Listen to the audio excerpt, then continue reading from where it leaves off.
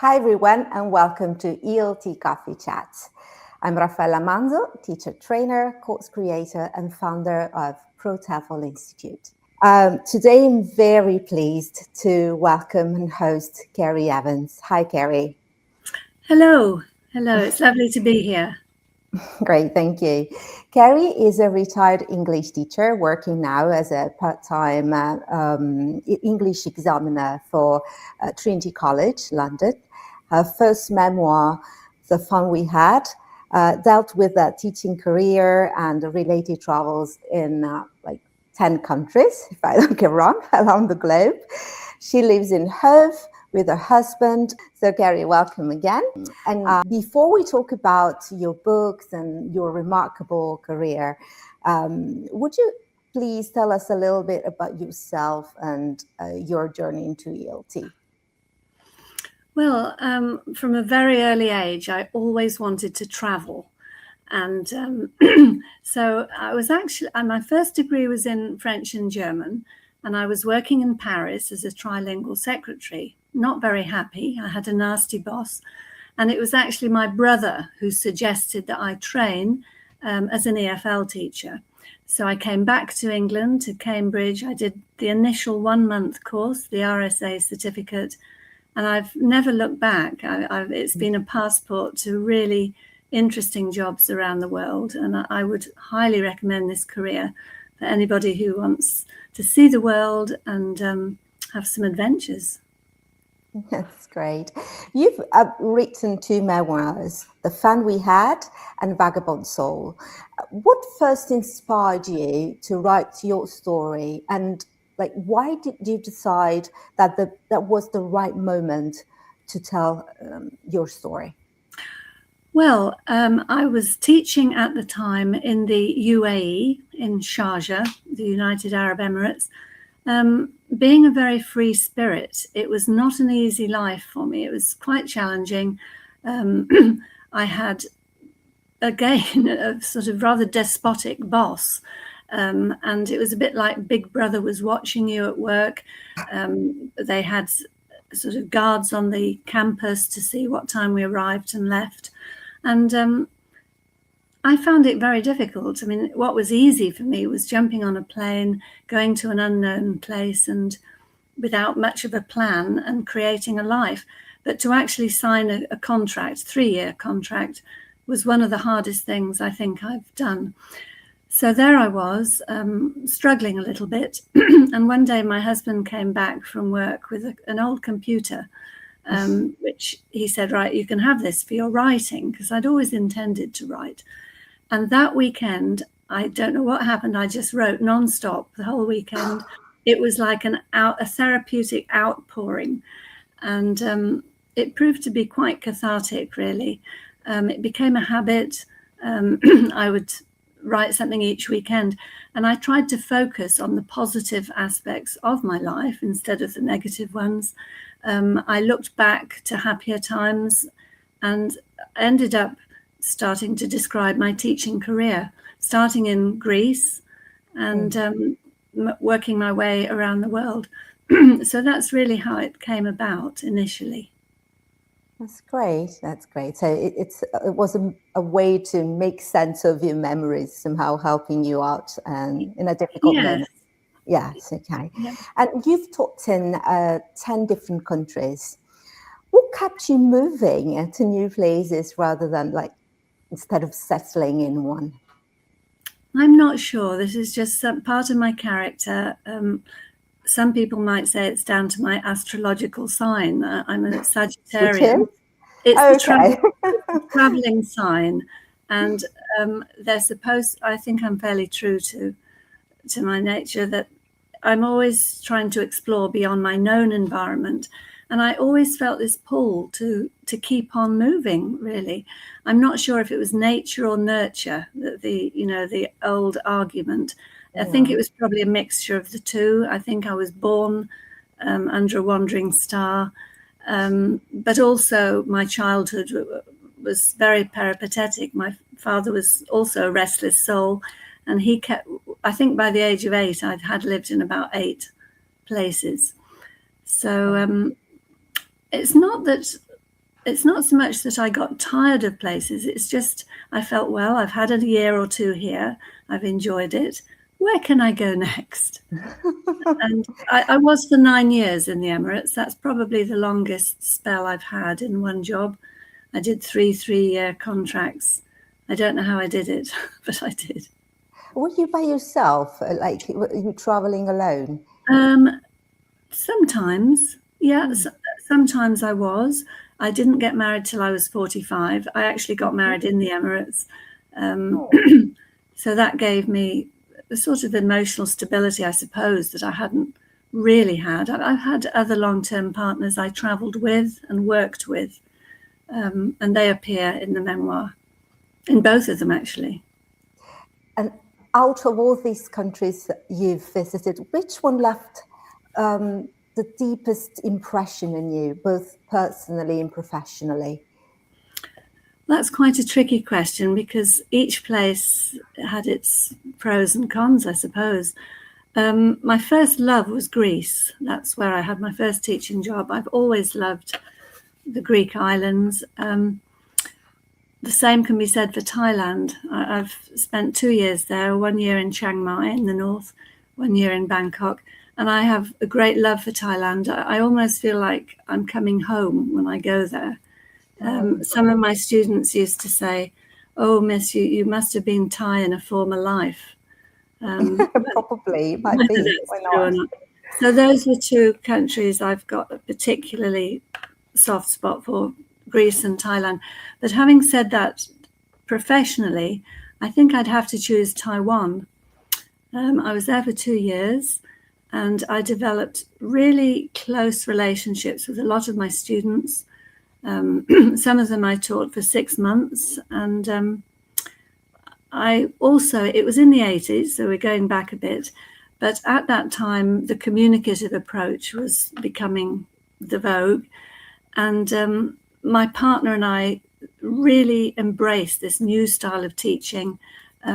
We used lots of innovative ideas, and the students were fantastic. That they responded very, very well to pretty much anything we asked them to do. Imaginative role plays, debates, the sort of thing that was harder in Thailand, because although I don't really like to generalize as a whole, the Thai people they have a childlike quality. I'm not saying childish, but childlike. And it was hard to get serious debates going. They like things to be lightweight and fun. Whereas the Taiwanese were, as I say, that they would discuss serious things, but they'd throw themselves into rather unusual activities, lots of role plays and sketches. I used quite a lot of drama. And that period of 2 years, it was just, it was very, very rewarding professionally. That's great. And which countries do you feel you developed the most as a teacher? I would have to say Taiwan. Taiwan, so always Taiwan, yeah. Mm-hmm. For this reason, because of the communicative approach coming, and so you had the... Yes, and not only that, but there was a book that came out called The Natural Approach by Krashen and Terrell. Krashen, yeah. And although there's some controversy about the natural approach, we embraced it. And I think if we'd had a chance, we'd have got, we were supervisors, and we'd have got all the new teachers to have read it and possibly tested them on some of the ideas, because we wanted it to be realistic and to expose the students to language geared slightly above their predictive level. And they responded very well. So we were on a bit of a bandwagon. And I think it was later I did my master's degree in TEFL. And there it was a humbling experience, because we realized that there is no best method, that it really depends on having the courage of your convictions. Most teachers develop a sort of eclectic approach.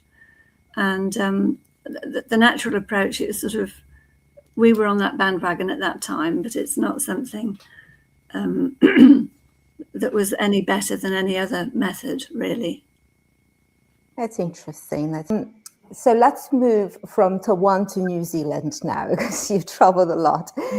You have taught New Zealand, and you particularly taught new immigrants rather than students in a private language school. So how did teaching TESOL differ from teaching TEFL? Well, very different, really. I actually did both in New Zealand. I was very fortunate that within days of arriving in the country, I was offered a very, very nice job setting up an off-campus course from Manukau Polytechnic for new immigrants. So this was ESL, my first experience of it. And I soon realized it's a lot more political. There was a lot of vying for funding, and you needed to network in the community, which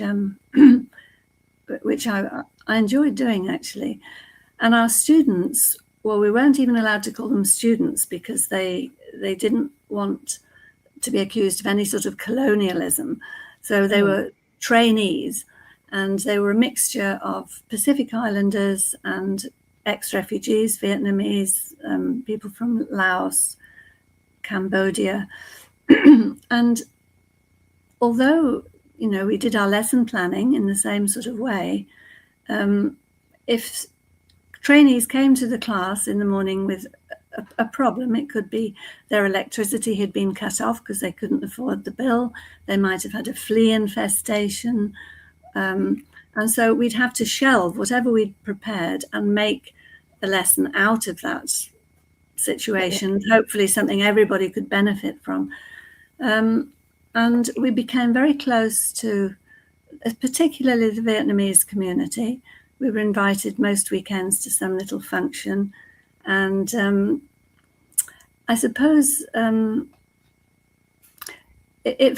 don't know about, it was perhaps more rewarding in that we were genuinely helping people with everyday crises. And whereas EFL, it's generally students who are slightly privileged, they're learning a foreign language for whatever reason. So, yeah, I don't know. I was very lucky that with the ESL, my partner, it was my co-tutor, and he was wonderful at spending the breaks on the telephone, sorting out their problems. I was more on the material side, using lots of realia and the networking. And we made a really good team. I know some people don't like to employ married couples, but we had worked together for many years in Taiwan, Thailand. And so it was quite different in essence. You were really connected, so he helped. Carrie, I'm sure there were times when things didn't go exactly as planned and you had to adapt to your students' needs on the spot. How did you usually handle those situations? Yes, I think, you know, all teachers need to be flexible and sensitive to what's going on in the room. I mean, it's no good just sort of sticking to a lesson plan if it's not, they're not responding very well. You always need to be flexible. I can even think of some lessons, EFL as opposed to ESL, where for some reason I wasn't prepared. Perhaps I was asked to stand in for somebody at the last moment. And funnily enough, I think some of my best lessons have been those times when I was just ad-libbing and just, you know, it often has to come from the class. You know, you ask how they are, have they done anything interesting that weekend? And then you build on that. Some comedians have this approach. They use their audience to sort of bounce off. So I think it's something that applies to both ESL and EFL. It's just being very open to the characters in your class. They're bound to be individuals with different learning styles. So you have to be aware of, you know, for example, Japanese are not generally comfortable answering open questions, talking in front of the group. They often need to be broken into small groups and have the older members sort of as the leaders of the groups. So I don't know if that's answered your question. Yeah, it did. It did, absolutely. Well, also the cultural aspect is important, because it's always something that we as teachers need to take into account when we deal with different students, absolutely. So the things that we can do, the techniques that we can use with some students may not be adapted to other students coming Indeed. from other places of the world. Culture is very relevant when it comes to human being, of course. Yeah, so you definitely answered my question. Looking back, Carrie, are there any students you still think about today? And if so, what made them so memorable? Well, there are quite a few, but the first one that comes to mind is rather an unusual young man I taught in Taiwan. His name was Summer. The students often chose quite original names, and he was a bit of an oddball, really, a bit older than the others in the class. And Summer's problem was he had terrible pronunciation. He was not too bad on paper, but he really mumbled and couldn't make himself understood. So one day I kept him after class and I said, now, Summer, when we speak English, we use our mouths rather more than you do in your language. So try to open your mouth more. And I sort of exaggerated and said, and try to speak really clearly. And funnily enough, it worked. And he came back to class the following day and he was much more understandable. He even told a story a little while later about, it was Ghost Day, and he told a story about an incident. He'd been in the army and possibly had traumatic experiences. So he told us that one day he was sitting there in his lounge and an armed uniformed soldier came walking through the wall, crossed his room and walked out through the wall on the other side. And everybody was riveted because he obviously told the story quite well. And at the end of his course, he did 3 consecutive courses with me. And at the end of the third one, he came to me. He actually wrote a letter, but he gave it to me and he thanked me profusely. He said, "You've changed my life."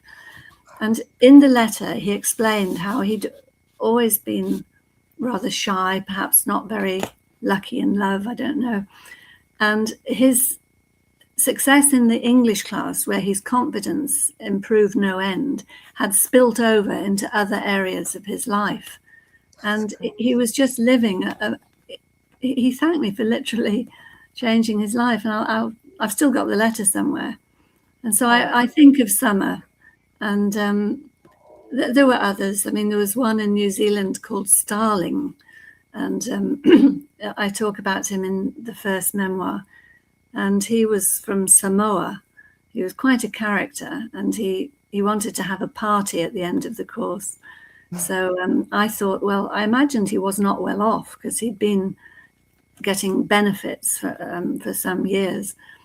Anyway, it turned out his brother was a wealthy Mormon, and he had quite a palatial home with a swimming pool.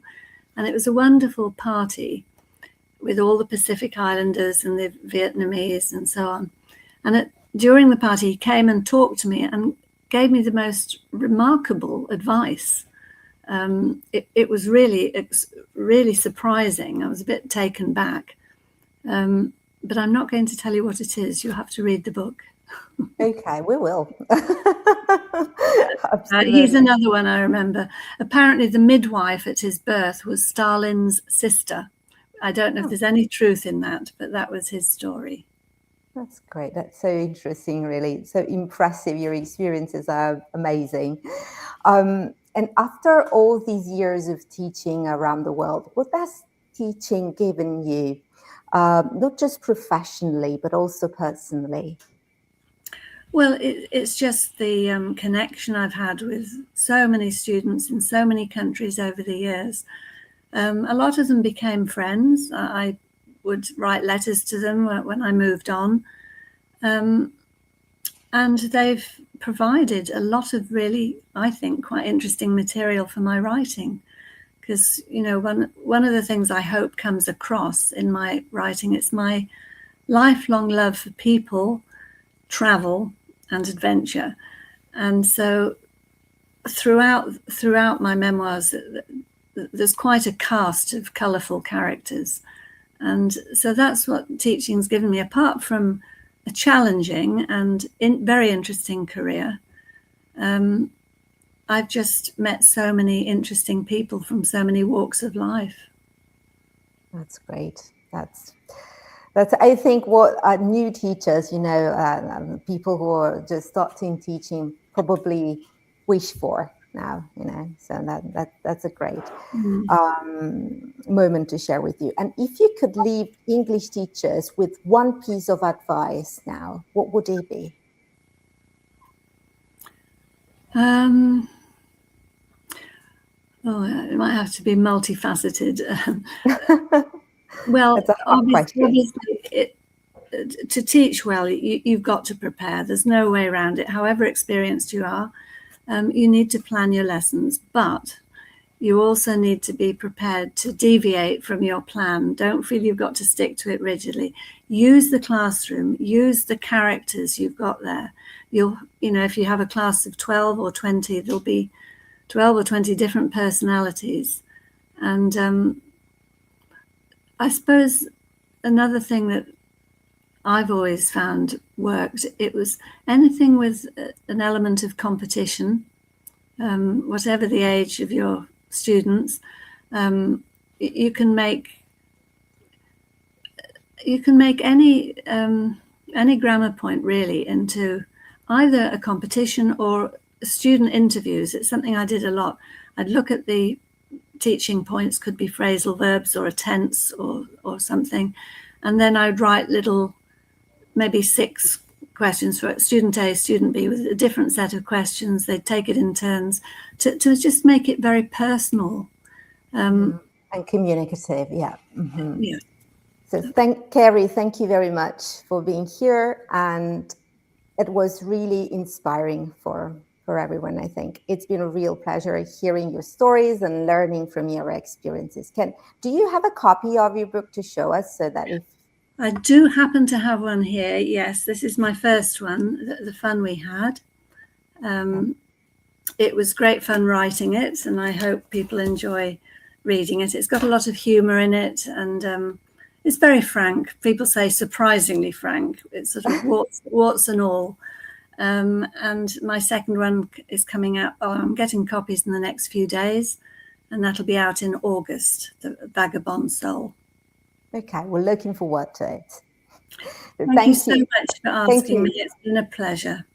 It's been a pleasure for me. Thank you to everyone for listening. I hope you enjoyed this journey through Carrie's remarkable teaching career, and that's left you with something to reflect on in your own teaching journey. So until next time, thanks for listening and take care. Bye, everyone. Bye-bye. Bye.